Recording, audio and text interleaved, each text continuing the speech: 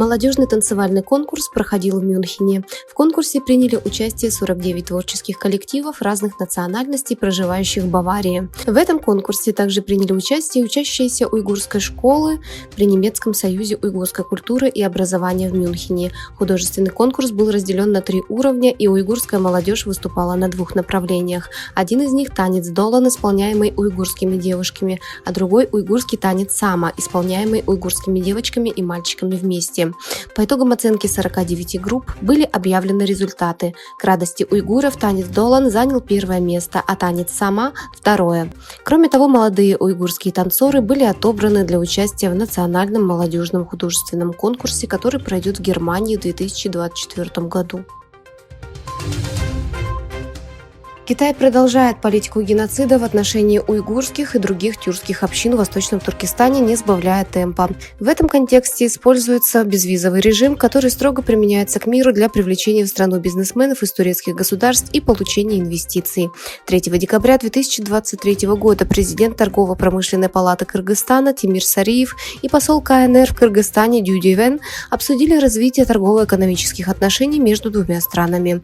В заявлении пресс-службы Торгово-промышленной палаты Кыргызстана Тимир Сариев и Дю Дивен обсудили вопрос активизации безвизовой работы для предпринимателей. В ходе встречи посол КНР Дю Дивен заявил, что 17 декабря 2023 года будет изменен визовый режим для бизнесменов из Кыргызстана. Вирус пневмонии, похожий на китайский вирус COVID-19, который уже несколько недель вызывает хаос в Китае, вызывает обеспокоенность опасениями, что в мире может начаться новая эпидемия. Загадочный вирус, поразивший Китай и Индию, переместился в Европу. Медицинские власти Дании и Нидерландов подтвердили, что вирус распространяется в их странах. Было установлено, что число детей, пострадавших от вируса, увеличилось с 5 до 130 всего за 1 неделю. Генерал Чарльз Браун-младший, самый высокопоставленный офицер в вооруженных силах США, предупредил вчера в интервью, что все должны быть обеспокоены войной с Китаем.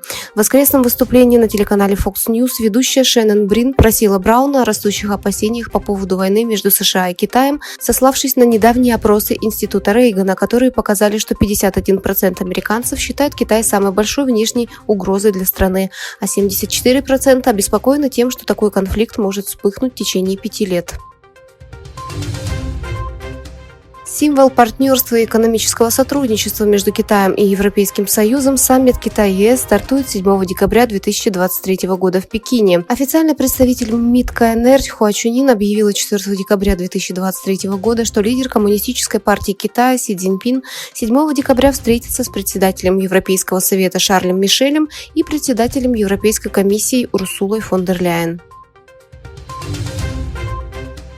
Комиссар Европейского союза по внутренним делам Илва Йоханссон заявила, что в период предстоящих зимних праздников в Европе существует высокий риск террористических атак.